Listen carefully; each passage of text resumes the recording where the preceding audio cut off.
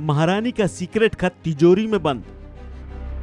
महारानी एलिजाबेथ ने 1986 में लिखा था पत्र। सिडनी के लोगों को 100 साल बाद खोलने को कहा था। 2085 में तिजोरी से खोलकर पढ़ा जाएगा पत्र। ब्रिटेन की महारानी एलिजाबेथ के निधन के बाद उनके उत्तराधिकारी किंग चार्ल्स को तुरंत राजगद्दी सौंप दी गई है। ब्रिटेन की महारानी एलिजाबेथ द्वितीय के निधन के बाद उनको लेकर कई तरह की जानकारियां जनता के सामने आई। अब एक न्यूज रिपोर्ट में दावा किया गया है कि महारानी एलिजाबेथ द्वितीय द्वारा लिखा गया एक गुप्त पत्र सिडनी की एक तिजोरी के अंदर बंद है। इस पत्र को लेकर एक और दिलचस्प दावा किया जा रहा है कि इसे अगले 63 वर्षों तक नहीं खोला जा सकता है। 7 न्यूज ऑस्ट्रेलिया के अनुसार पत्र सिडनी में एक ऐतिहासिक इमारत में एक तिजोरी के अंदर है और नवंबर 1986 में उनके द्वारा लिखा गया था। यह सिडनी के लोगों के लिए लिखा गया पत्र है।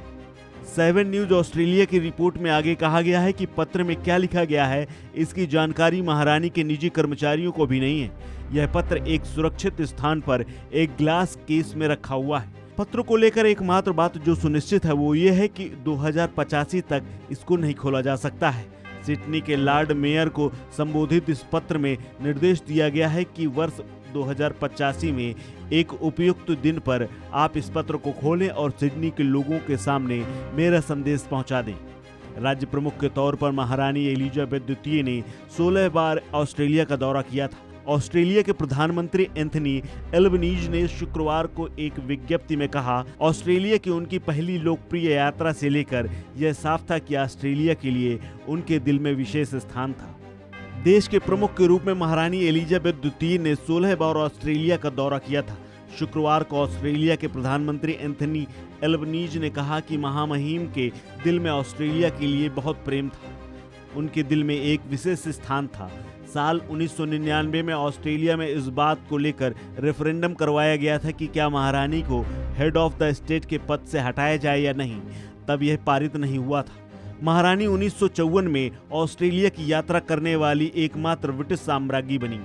जब वह अपने पति प्रिंस फिलिप के साथ 57 शहरों में घूमी तो लगभग 70% ऑस्ट्रेलियाई आबादी ने उन्हें देखने के लिए उमड़ पड़ी थी। महारानी ने ऑस्ट्रेलिया का 16 बार दौरा किया था और एक आखिरी दौरा साल 2011 में तब हुआ जब वह 85 साल की थी। ऑस्ट्रेलियन रिपब्लिक मूवमेंट नामक संगठन की ओर से महारानी के निधन की खबर के तुरंत बाद जारी किए गए एक राजनीतिक बयान पर व्यापक रूप से आलोचना की गई थी। यह संगठन ऑस्ट्रेलिया को एक ऐसा गणराज्य बनाने के लिए अभियान चलाता है जो किसी भी राजनीतिक दल से असंबद्ध हो।